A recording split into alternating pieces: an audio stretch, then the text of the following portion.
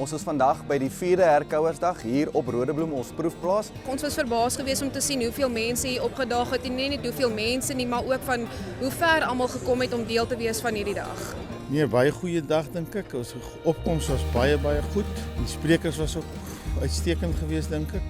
Die hoogtepunt is dat dit so goed ondersteun word en dat hier so baie ouens is wat kom kyk en kom luister na wat hier aangebied word. Mens leer baie, prakties gewys. Dit sal ons definitief baie help met ons swattings. Lekker om hier te wees. Dit voel amper om jou familie en gesin hiernatoe te wil bring. En natuurlik die hoogtepunt van jaar by die herkouersdag is die bekendstelling van ons splinternuwe kraal hier op Rodebloem. Die kos is 'n bysaak, maar dis uitstekende kos. Dis verskriklik lekker.